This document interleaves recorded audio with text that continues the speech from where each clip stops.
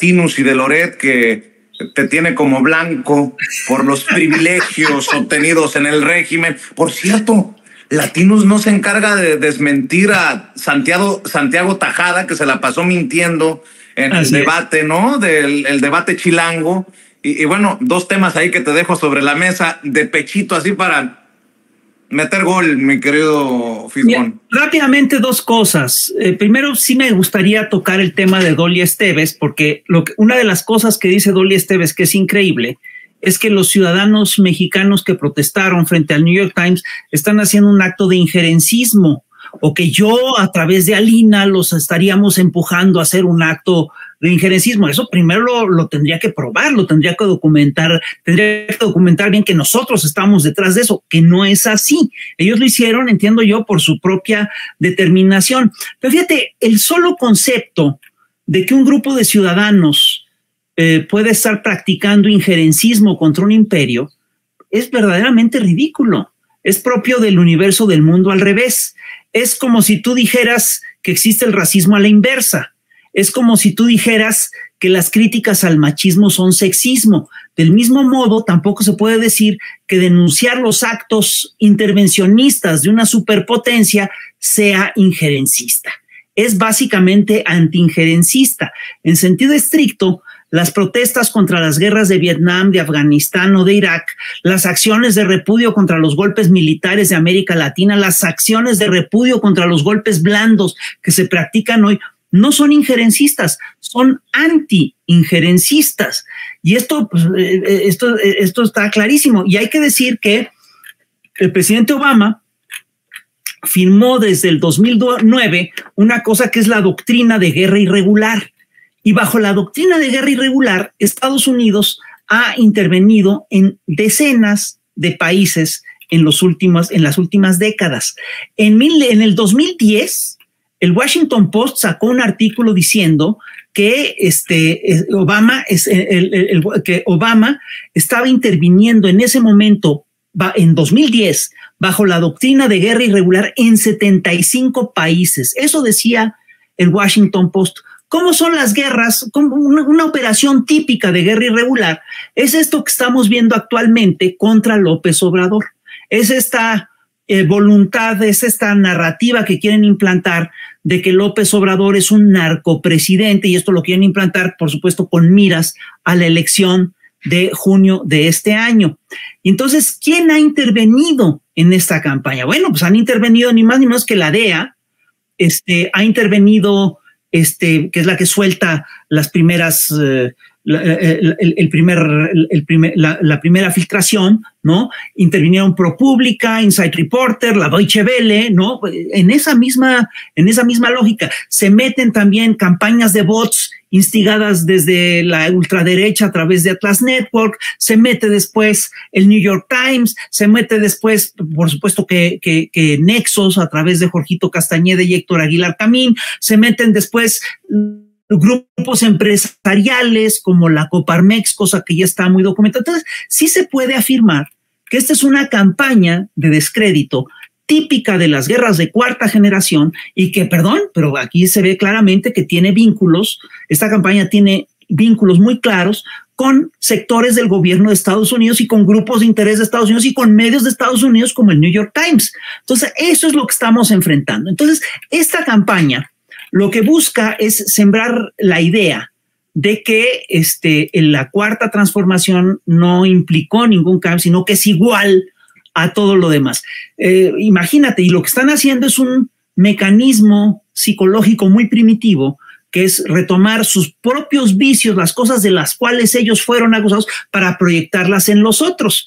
De esta manera, entonces, los partidarios de Felipe Calderón se ponen a reproducir la idea de que el narcopresidente no es Felipe Calderón, sino que es Andrés Manuel López Obrador, ¿no? A pesar de que Felipe Calderón es el que contrató a Genaro García Luna y López Obrador pues está en una lógica totalmente distinta y de hecho ha logrado bajar la delincuencia en nuestra nación.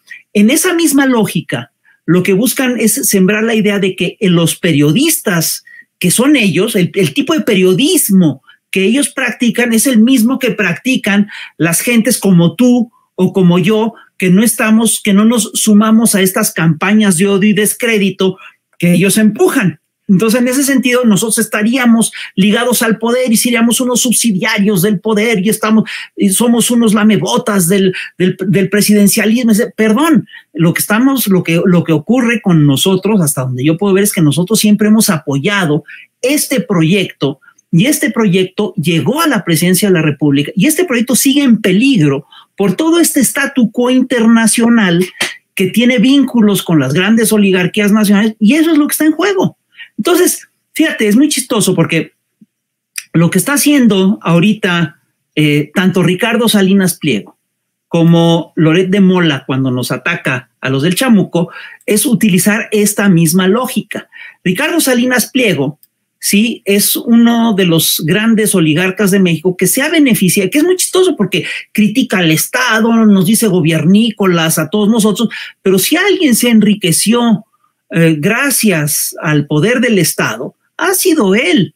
Él es el que consiguió las concesiones de TV Azteca a través de sus manejos de poder. De hecho, el propio Raúl Salinas ha contado cómo él le dio un préstamo de 500 y tantos millones a Ricardo Salinas Pliego, que Ricardo Salinas Pliego no los ha pagado, ¿no? Es decir, estamos hablando de un vínculo muy perverso con con lo que es el poder neoliberal.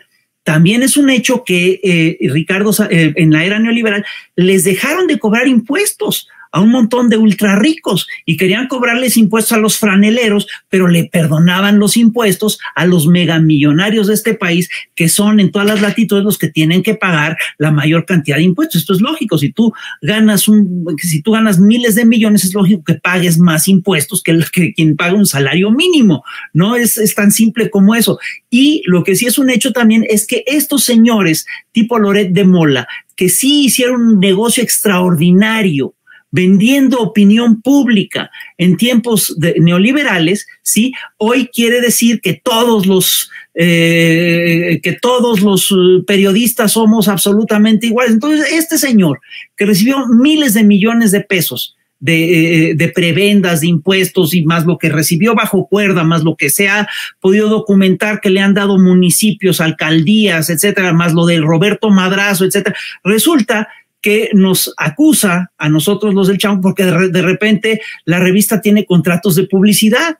Perdón, todas las revistas de este país tienen contratos de publicidad. Siempre las revistas las revistas han sobrevivido en parte gracias a los contratos de publicidad.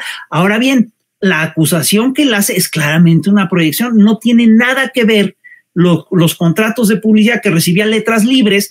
Aquí Ricardo hizo una muy buena reseña de cómo llegaban y efectivamente extorsionaban luego a la gente para recibir publicidad. No hay ninguna relación entre eso y lo que ha hecho la revista.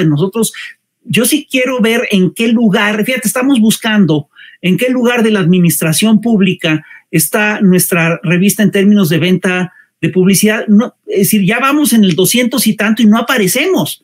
No sé si me explico, es una cosa totalmente desproporcionada. Lo que están diciendo es un despropósito absoluto, lo que están manejando estos señores. Y lo que sí es cierto es que desde tiempos del PRI, se consolidó en México un tipo de periodismo de chantaje, que esto está muy bien descrito en el libro de Enrique Serna, del Vendedor de Silencio, donde describe cómo actuaba Carlos de Negre, que era un personaje que efectivamente llegaba a recibir, recababa información y luego iba con la gente que era afectada por la información para decirle, oye, mira, yo tengo esto, ¿quieres que lo publique o nos vamos a poner de acuerdo? ¿No? Y entonces, le decían, no, pues no lo publique. Entonces le cobraba un dineral, ¿no? Extorsionaba a esa gente, y ese es el periodismo que está peleando por sobrevivir en nuestros tiempos.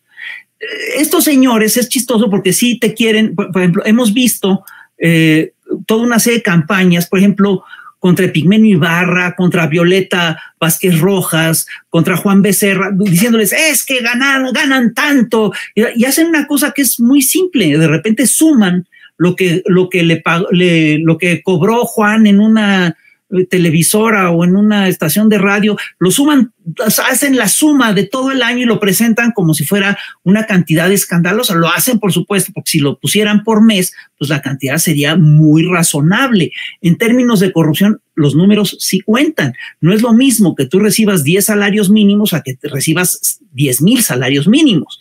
Eso es lo que sí puede establecer una lógica de corrupción. Y fíjate, a Violeta incluso la llegaron a acusar de que era un agente del gobierno porque cobraba en una universidad. Imagínate, ¿qué es eso? Entonces todos los que cobran en una universidad son agentes del gobierno y no tienen derecho a opinar como quieren. Es decir, ¿dónde está el asidero de esa acusación? A Epigmenio lo han llegado a acusar de que de que pidió un préstamo para Nacional Financiera, préstamo pues que pudo pedir porque tiene una empresa que hace videos, que es muy importante, y pues lo está pagando. No hay nada ilegal, no hay nada ilícito en nada de lo que han hecho ni Epigmenio, ni Violeta, ni otros compañeros, ni nosotros, los de la revista. Vamos a responder, por supuesto, puntualmente, con datos, con datos precisos, a toda la acusación de Latinus. Lo que sí estoy viendo, sí, es que, y a mí me sorprende, es que ya formamos parte de su conversación. Y esto básicamente solo se explica por el hecho de que ellos han decaído mucho, por el hecho de que ellos están en una crisis brutal. Nunca nos voltearon a ver. Nunca habíamos sido objeto de su atención. Y yo creo que lo somos ahorita por una razón muy sencilla, porque ellos están en una descomposición abierta, porque están efectivamente con un negocio al borde de la crisis, con un modelo de negocios en una crisis definitiva, y lo saben. Y se lo están jugando todo en esta elección y por eso le están apostando a la guerra sucia. Y la gran sorpresa, ¿sí?, es que esta guerra sucia no está teniendo los efectos que esperaba Jorgito Castañeda. El Go Negative no les está dando más negativos a ellos que a la gente que quieren ensuciar. Yo sí te puedo decir una cosa. Yo, francamente, en lo personal, de ninguna manera me he visto beneficiado bajo este sexenio. Al contrario, me he ganado menos y además he recibido una andanada de insultos y de acciones bestiales, ¿no? No me importa. Es decir, yo creo que vale la pena el proyecto y vale la pena insistir en el cambio de la nación y vale la pena impulsar la salida de las lógicas neoliberales. Yo me sigo por este lado, ¿no? Y lo que sí te puedo decir es que ellos sí han sido profundamente corruptos y sí van de salida. Querido Rafa, te quiero agradecer por haber llegado a esta oportunidad. Sigamos con estos diálogos que seguramente enojan a muchos en ese círculo de los que hemos mencionado. Y pues yo te agradezco siempre tu generosidad con esta audiencia de Sin Censura que tanto te admira, te respeta. Y desde acá, tú sabes, un abrazo y se te estima y gratis, querido Rafael Barajas. Igualmente, Vicente, pues tú sabes cómo son estas cosas. Pues muchísimas gracias, muchas gracias a Jaime, muchas gracias a Ricardo, fue un placer compartir espacio con ellos y pues nos estamos viendo.